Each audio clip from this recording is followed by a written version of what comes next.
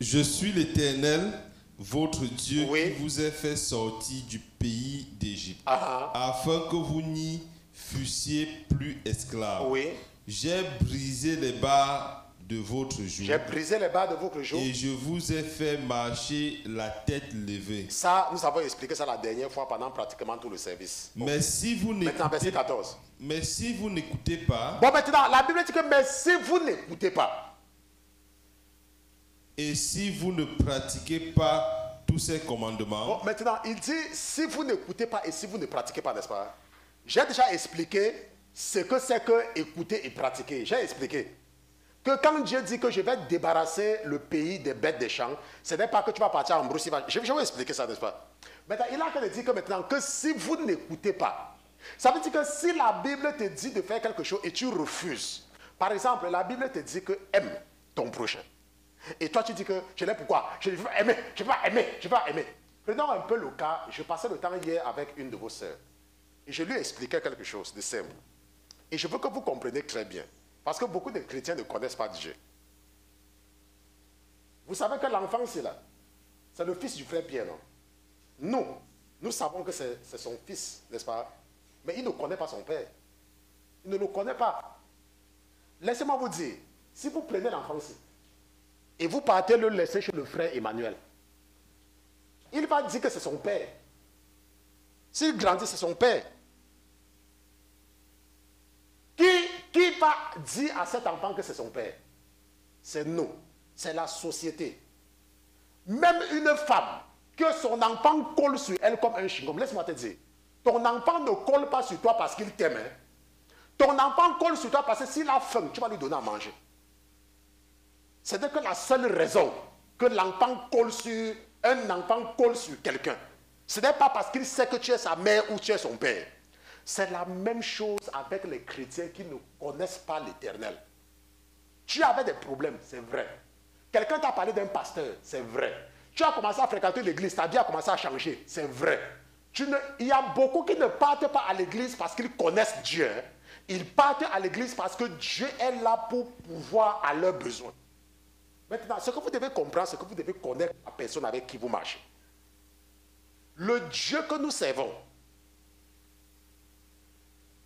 Je vais prendre Autodesk seulement pour vous expliquer quelque chose. Ce Dieu invisible, c'est là, que personne n'a jamais vu, notre Dieu, qui se manifeste en nous par Jésus-Christ et dont son esprit vit en nous pour nous aider à marcher avec lui. Ce Dieu-là, c'est le Dieu de l'amour. Ça veut dire que quoi? Laissez-moi vous dire quelque chose. Ça veut dire que Dieu que nous servons, lui, c'est le Dieu de l'amour. Ça veut dire quoi? Ça veut dire que Dieu ne va jamais t'encourager à être en conflit avec quelqu'un. L'Esprit de Dieu ne t'encouragera jamais à être en conflit avec quelqu'un. Prenons un exemple. Je vais vous expliquer ça parce que c'est ce que j'explique à vos sœurs. Supposons que tu n'aimes pas ta belle-mère. Supposons que ta belle-mère ne t'aime pas. Hein? Supposons, parce que c'est le syndrome de la belle-mère que nous connaissons tous. Dieu ne va jamais venir te montrer quelque chose de mauvais sur ta belle-mère. Le Dieu de l'Église, de la Bible, jamais.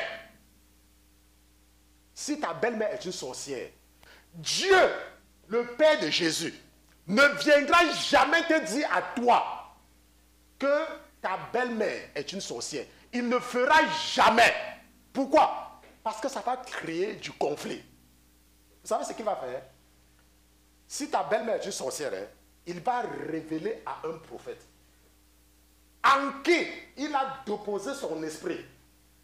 Maintenant, ce prophète, parce qu'il est rempli de l'amour, ne viendra jamais te dire que ta belle-mère, que Dieu m'a révélé que ta belle-mère est une sorcière. Aucun prophète de Dieu ne va te dire cela. Ce qu'il va faire, il va te dire que, tu sais, il faut souvent être sage dans la vie. Parce que je vois que tu ne fais pas trop attention. Tu vois, ne pas plus trop visiter, ne pars plus trop là-bas. Parce que je vois que tu n'es pas prête. Parce que parfois on dit des choses que tu ne supportes pas. Donc, voilà ce que le prophète va te dire. Il ne va pas te dire que ne pars pas là-bas parce que c'est une sorcière. Parce qu'il y a des gens, je ne sais pas qui leur donne certains rêves. Oh, Dieu m'a révélé que ma belle-mère est une sorcière. Quel Dieu? Prenons un peu un exemple. Ta belle-mère, il ne faut pas oublier, je parle aux femmes. Ta belle-mère, c'est la mère de ton mari. Hein. Je ne sais même pas comment les gens ne comprennent pas. Ta belle-mère, c'est la mère de ton mari. Hein. Attends, donc tu vas me dire que la mère est mauvaise et le fruit est bon. Moi, je ne sais même pas comment certaines personnes réfléchissent. Donc, ton mari là qui est bon pour toi là, sa mère est mauvaise. Il y a des situations que Dieu utilise pour nous aider à comprendre que nous-mêmes nous avons un problème. C'est quel Dieu ça? Ce n'est pas le Dieu de la Bible. Donc si tu vois des choses répétitives, que oh, ma belle-mère est une sorcière, laisse-moi te dire, annule ça et n'ouvre pas la porte à cet esprit de déception, cet esprit qui te trompe. Dieu ne va pas. Le diable, qui est le responsable de la confusion, c'est lui qui est en train de te montrer ça. Ça n'a rien à voir avec le Dieu de la Bible. Donc Dieu va venir te dire que ta belle-mère est sorcière. Quel Dieu? Maintenant, si ta belle-mère ne t'aime pas, n'est-ce pas? Je vous ai parlé plusieurs fois d'un couple ici, non? Moi, je vous ai parlé plusieurs fois d'un couple ici. Que je suis parti, le Seigneur m'a amené dans la maison de ce couple. Et il y avait la paix dans la maison. Et la mère de l'homme est venue et la paix a disparu. Attends, vous croyez que je suis parti dire à quelqu'un que, oh, ta mère n'est pas bien?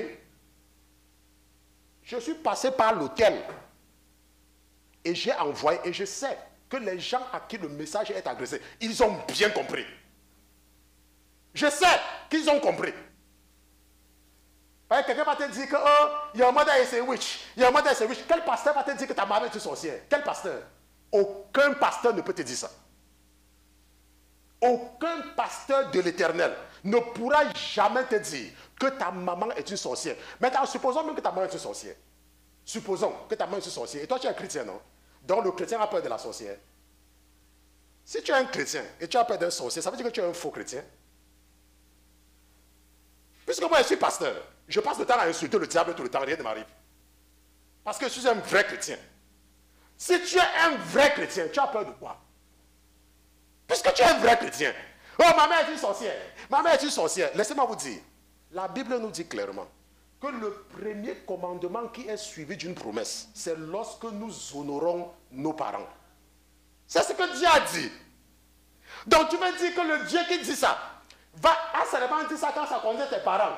Et il n'a pas dit ça quand ça concerne les parents de ton mari.